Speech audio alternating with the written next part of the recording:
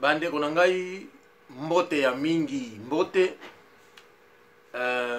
nazali na mwa likambo na nina loba lelo omoni na mokili tosololaka na batu tosalaka bechange ba idée omona pe bato mosusu pe bazana makambo mosusu bayiko trouver yo bayiko yebisa yo lokola toza mingi na media na moni na lobela yango pe na pesa conseil mais makambo na kolobela na kosala un mélange de choses na koloba na allégorique quoi donc et lobela ngai et kosenga réflexion ya mingi na ba oyo bakolanda nga bandeko ngai na poto na bomeli vraiment na tamboli bamboka mwa ebele ya poto kaka ezalaka kosala ba découverte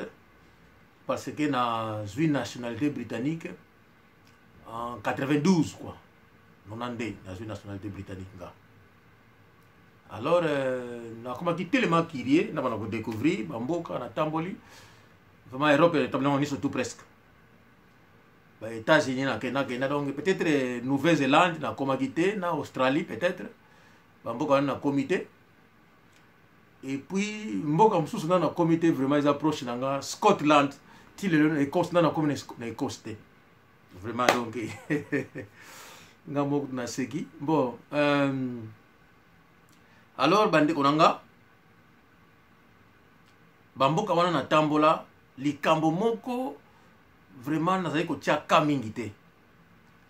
mais likambo yango avec l'état ne komona ke non bato to faire na bango na Angleterre ba komai kosala autocritique ya bato ya France donc bana oyo babotama na France na Belgique ndengi ba vivaka et buta bamboka wana na kende yango mingi to sala ba copie kuna to tambola parce que ngai tana kende ba France wana souvent la pas batuté ce que dans la France vraiment na la mina Concorde na Porte-Maillot ou bien na na Méridien ce que na mbongo te au mona ngai tamsusu na kena na Kyriade na 19e na métro Crimée en tout cas dans hôtel mo kesana na la mingi suba ba yebinga mingi kuna wana so na mbongo te na mbongo na ngai vraiment na la mingi na Porte-Maillot na Concorde na Méridien tango ba makambo peut-être la na la mingi na Louis V na Champs-Élysées wana donc o ba yebinga ba yebi voilà ça c'est ma parenthèse donc vraiment na la mingi na hôtel mais ce que les cambo oyo baninga basolo bake no bana ya France ba zaka mobulu ba yibaka et puis ndenge to vaka na Angleterre yango te ndenge to vaka na France alors ba masolo wana na mutu ezokota alors moi curiosité yaki na comment puis observer aucune ba Belgique ba France ba Suisse ba Allemagne ba Espagne ba pays wana ototala ndenge ba vivaka quand na cadre il y a observation, il y a découverte. Alors, on a découvert que non. Et ça qui va solo, mais c'était la vérité. Bandeko, bana ya France, bazama boko milai. Na vie toujours, exception zalaka, mais la généralité, toujours parler, parce que n'engi ba vivre en France, eza différente ndenge ba vivaka awa donc façon de vivre na bango na France bandako eza mike biso to bandako ba 5 chambres 6 chambres biso na Angleterre ba pierre ndako selo nombre ya bato bozana ndako ozana bana 4 omona ba biso ndako ya 5 chambres ndako ya 4 chambres et que na France eza rare alors tozana mwana moko ya mwasi awa mwana mwasi wana koli na France mais akoma kovanda awa aya awa deja mabambula mwa mingi mwana mwasi wana alingi kobebimisa mingi aza mwana na biso aza une congolaise souvent ba milliers alobaka mingi kino nako décrire ye bozwa mwa idée puis na oyo nakoloba mingi na bipai otena za française alingi kobebimisa mingi française oza française oza colonie otena za muyombe écoute tata na ngai aza matadien ba parents na ngai baza ba matadien bon na éviter ce qui a une façon ya pour se présenter to ya comité pour se vendre na éviter mais elle a l'habitude ya koloba bongo que non ye asa française ba para na ye baza ba matadien mingi donc nazo pesa bino de idée bo découvrir mwana mwana en Angleterre aza ya nzoto mike ya mwindu mwana wana aza ma noir nzoto mike elle se présente de la sorte quoi ndenge na lobiango mais mi pesa mingi lokola moto yo aza ba difficulté en réalité aza ba difficulté pour la façon de vivre na ye au monde qui était mais aza intelligente ce qui a commis pas bato bazali elle observe observaka na bato ya kuten na bango nani aza na mwa stabilité ya vie alors na mwa tango ye avandi na France na vie oyo amenaki na France elle a découvert que non qui dit congolais aza moto oyo aza intégré te aza na mayele te donc facile à manipuler on a mayele na ye alors alukaka congolais oyo aza na mwa stabilité mais oyo d'après ye mayele na ye ya France ndenge ayikolaki no aza congolais oyo aza intégré te donc akoko jouer ye alors ayaka mingi difficulté ya kolala ya aide po basunga ye bandeko awa linga pesa na conseil avant na continuer na epa na komi bandeko moni bino bolingaka kobima na bana mike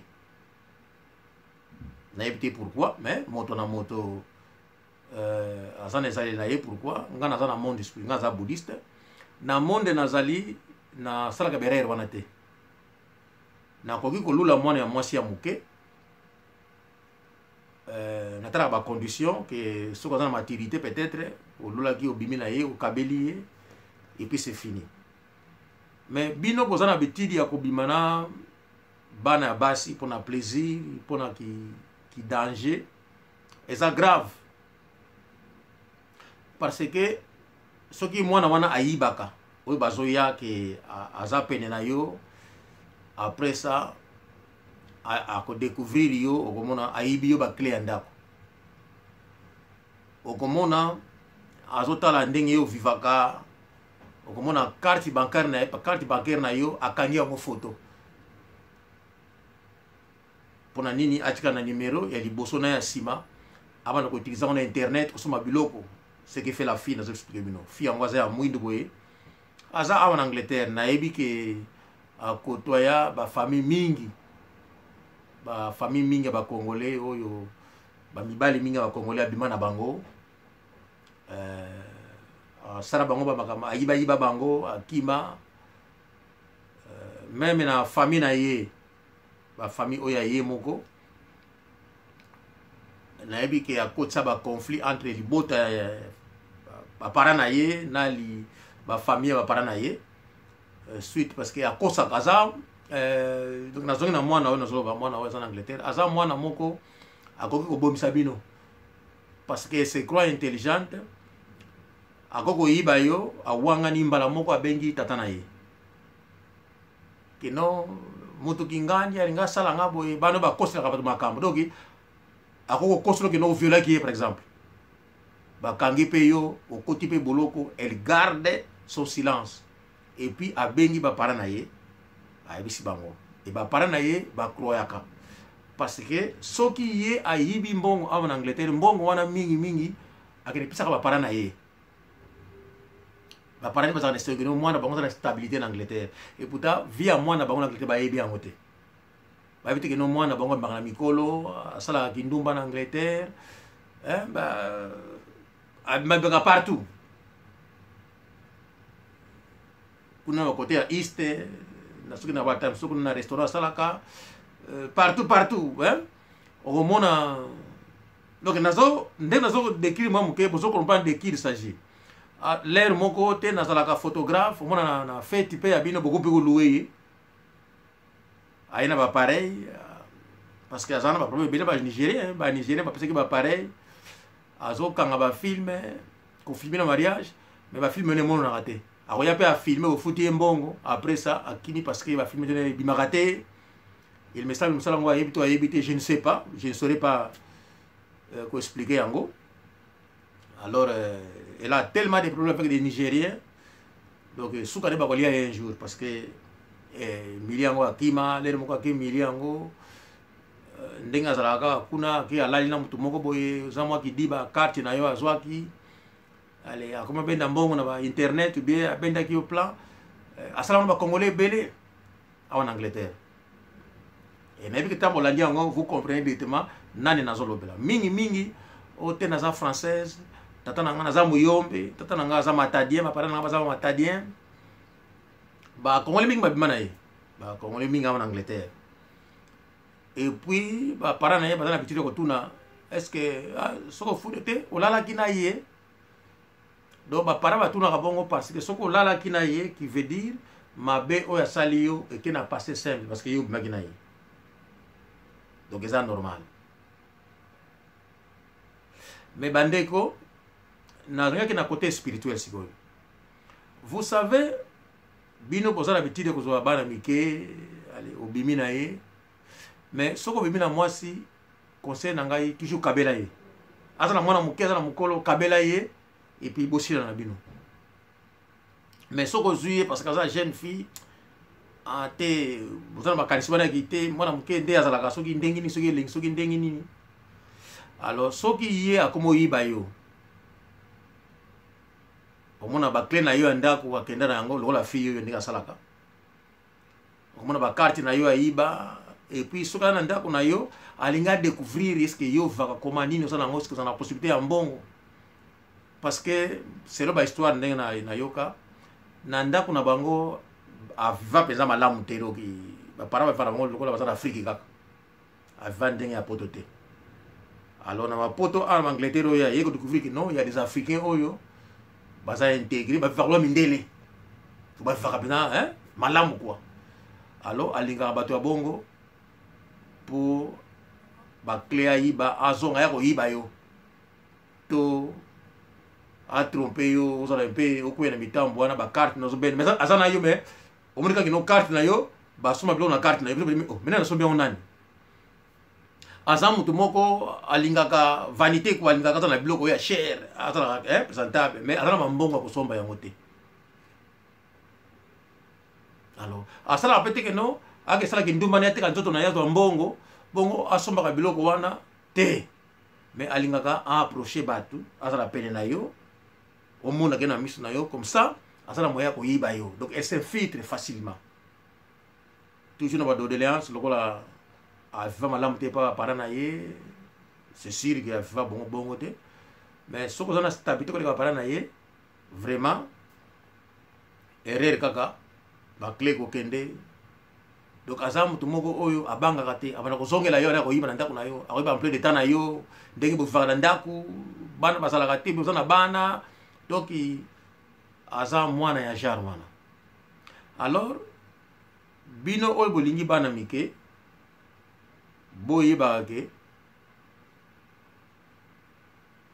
moto oyo yo osungaki osalisi ye abandi koya na ndako koyiba yo osala mabe akenda na ba clé na yo akenda na ba email na yo azoba ba données na yo ya passeport parce que tant yo bimaka ye ba données ya passeport zo copier yango akenda na ba internet ko fuma ba account na ba kombo na yo bien na ba données na yo akota kaponi aluka ka accès ma ya ko yiba mbongo pa na yo ndeko na ngai oyebi na monde spirituel moto wana za ko biteke pa na yo moto wana osana facilité ya kolia ye nazo parler na spiritualité sikoyo parce que lokola yo osalisaki ye na bonne foi opesaki ye pour sunga ye en tant qu'humain en tant que bon samaritain mais ye azaya koyiba yo azosala yo mabe moto wana okokolongola facilement mais botiaka kanda liboso te soki yo tie kanda liboso ose manifester olongoli ye oyebi qu'il faut garder okokolongola ye olongoli ye na mokili mais au baxi charge moko na yo moko yebi yango qu'il faut garder. Alors mon conseil, ceux qui besoin pas parler na ye lokola mwana yela ka bango mbongo on a besoin clash moko entre ma parents soit na bo finga on fait que ça la inutile vous ça va parler ya fille yango fille yango en Angleterre awa on a zolobela mingi naza muyombe te naza français parler na ngamba za matadien alors ngape naza matadien et ça la moi pas si bato ba kendeke parce que tout ça na comme moko ke ndaba matadien ba ça ba miyibi ce qui n'est pas vrai matadi bata ba encourager peut-être pour tous en apport hein ba créer les sons na bango muniki na Congo za bongo za normal mais l'air mo que ça vraiment passe parce que quand za matadi na tellement logique tellement amour ya mingi na salsa na niveau moko sans que nazo ta intérêt de retour mais nazo salsa na bolu mais nazo matadi alors ceux qui comprennent bazo bébé ça yango l'air moko est dérangeant ça la passe alors moi na oyo akendeke même ça comme matadien après ça bah toi pas ça la makabali que non mais moi on ça matadien orgueillé à colina poto bah parents de pas matadien n'est pas parents pas ça la bon na poto na habité où il a appris ses parents de ses parents na habité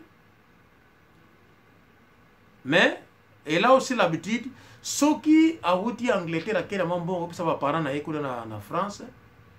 elle raconte à ses parents bamakambo oyo lokuta ya Angleterre bato ya Angleterre bazana na basi ya Angleterre majorité na bango bazana mibalité bato ya Angleterre na bandako na bango mingi ba louer ça ba chambre parce que en Angleterre vie est difficile il faut ba louer ça ba chambre comme na bana chambre musu ba louer ça yango pour ça mbongo ya kolia donc elle raconte des mensonges et pas ba parara ye pour ridiculiser bato ya Angleterre. Alors ba parents na ye ba croire kanango na même moment awa en Angleterre a ridiculiser ba parents na ye surtout ceux qui azana ndako moko azo vivre malamu ou bien ba faciliter za les belé je n'ai jamais vécu ainsi mes parents il y avait pas ça voilà sikoyo na kombo ba parents na ye toujours mais entre temps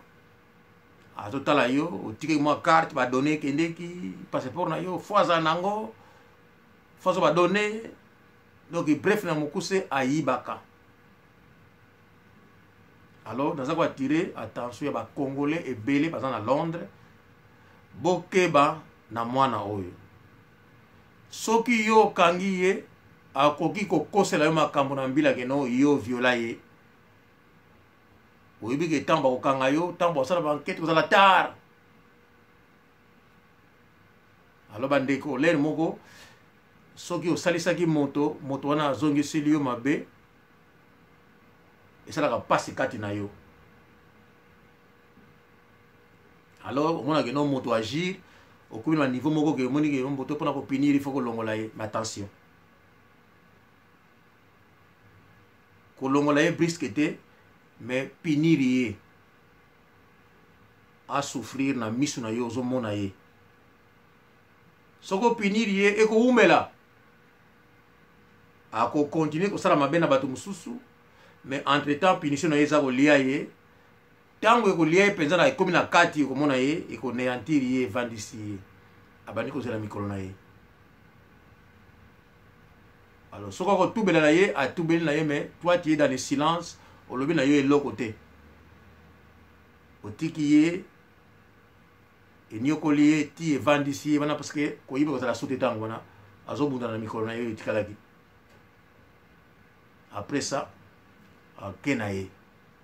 et la sous charge na yo te et comme maladie te bomi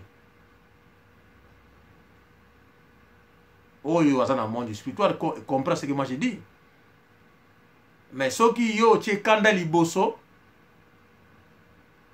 parce que on a dit non au saisa qui est au moni biso na bouddhisme lobby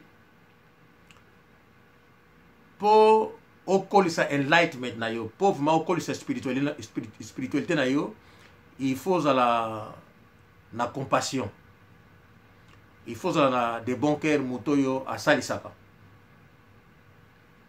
mais pour dire le peut que okoko zala motema malamu ko salisa et pas nécessairement bato wana bako apprécier yo bazo salisa ba mosusu bako rendre yo mauvais service ko zala mabe envers yo pozo salisa bango. Mais soko zali ko salisa mingi eza ko sunga augmentation ya spiritualité na yo,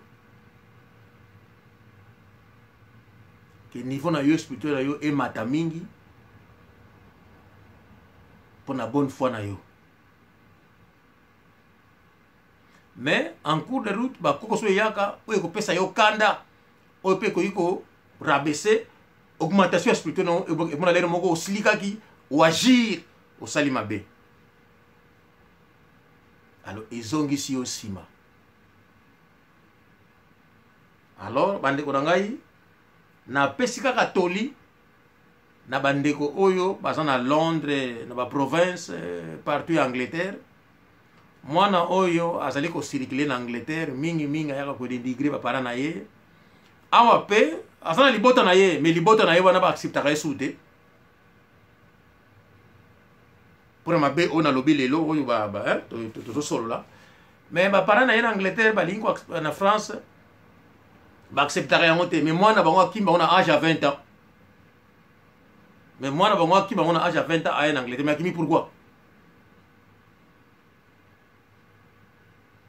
Alors moi na wana azali vraiment envoûté, mais na ba bandako mibali o azoleka, vous devez faire beaucoup d'attention parce que mingi bokeni ba bolo mingi déjà on a le biso bo comprendre ye. Mais bo benga ngate bo pesa ngaso masolo na loba yango susuté. Donc bo comprendre que non en cours de route bo sala ki ba erreur soka yiba ki yo luka moyen mususu ya ko se venger. Et comme bino na ye na ba para na ye. Mais ba para na ye ba ko kotira mwana na bango parce que o ya yiba ka akedi na France et pas na bango. Donc e daka bango na ba oyo ba ko kutira na ye. Vous devez faire beaucoup d'attention. Ce que vous avez na yo, vous s'exposer, il va donner na yo ba carte bancaire ko kende, ba clé na yo ako sala effort, ba ordinateur na yo ako sala effort, ba téléphone na yo sala effort. Donc tout na yango ça na besoin. Moyen ko jula yo mbongo, aligni matériel, aligni za na ba parfum, azana ba biloko, mais za na mbongo ko somba yango te. Or que ndenga za mwasi azana facile to sala ki nduma na yeba mbongo zo gagner so ba bloc wana, mais ye a préféraka aya e pa ya mto zali proche, alors atalaka bato aponaka mingi, alors à côté ya mingi ba congolais, vous devez faire beaucoup d'attention. L'air moko alingi ma média aya ko filmer asala boye filmage wana ko mona jamais ko pesa mbongo ayilo ba excuse que non nebi ki asala ngamba te belé déjà ou ba kana ka eti lelo. Mais na lingo se melete parce que boye bindiki bo bandaki ndenge bo sukusaki yango là c'est entre vous. Na lobeli yango kaka po ba lobaki na ngana mboka ba lobeli na ngana liste se moko soki oteki epai oyo mbula makasi nokaki yo kimi mbula wana, me mbula pa ozalaki ememi bandaku ezobuka biloko tango yo kimi mbula na kote yo komi moni mbula wana ezonoka te. Il faut que kama amende kuna azonoka te. Mais na mboka oyo komi mbula ezonoka te, yebisa bato wana ke no epa na uti kuna mbula eza kuna ya makasi, mbula wana ezobuka bandako ezomema ba bloc ebele. Il faut oyebisa bango. Parce que tant mbula ne ko noka kotoyo bato bazali ya kobongama. Bandi mela yo te esala eloko te. Parce que yo uti kuna mbula okomi kotoyo moni molili zako likoleza ko yinda moni ka mbula ngobe kotoyo ko noka oyebisi bango. Soki mbula wana enoki te leki nango nzambe amoni ko salaki devoir na yo parce que ata bango ba yini yo me die ayebi ke osalaki devoir na yo oyebisaki bango. Mokolo mbula wana ko noka e ko kendra bandako na bango na bloc na bango ba ko comprendre ka mbula wana ndiko na lobaki mbula ngo yango enoki. Donc il avait raison. Mais basi ba finga ki yo déjà. yango na ngai na pesi toli na oyo na lobi bomoni na lobi na spiritualité na lobi na allégorique na lobi na pesi puis na décrire ye na yebi ke awa na Londres na puis na Angleterre na ko président na lobla batu mingi bayebi fi oyo batu mingi ayiba bango azo bango bambongo ba Nigeria mingi basa na kanda ya fi oyo asala ba filmage ba filmer de mononate na évité José Libala na yoso ki filmage bimaki na évité parce que na monaki pe asala ki filmage na Libala ya José na tout ce que na ba tamso so ki na ba côté ya east kuna so ki pe na start photo na Cannington na évité ba area wana kuna na évité so ki filmage na yo e bimaki mais je ne pense pas na évité so ko zana sengo na évité donc batu moi ebele na lobeli azaya mwindu batoto mike alingi lere moko asalaka bana media asala ma filmage akanga ba photo boko pesa ye mbongo mona mbongo alia ba filmage pesa ba skis oh nini bebaki alors batu mingi bazana bakanda na ye alors ba congolais oyo bozo tiena bandako na bino bozo kotisaka ye bozo kolela na pesa bino toli botika soki obimi na ye kabela ye écarté ye soko menacé ye akokosula makambo ya grave na police na okokota boloko pamba parce que aza capable ya kosala yango et puis avec appui bapara na ye nayebi te soki bapara na ye bayebi obi batindaka ye nayebi te en tout cas je ne sais pas mais botiaka yango na mutu ya bamatadien te zande ye na libota na ye awa pe azana ba famille na ye boko kama famille yango neni pa famille yakendeki te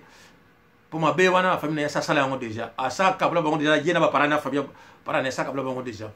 donc c'était ça mon conseil dans la journée à lelo bomi batela oya ko venger ko la précédé soko longole mutu na mokili il faut garder si tout ce qu'ils avaient appris qu'il faut qu'on garde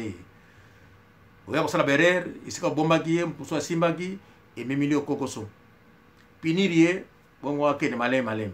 ate umeli sa logo te mais aussi aux ongisi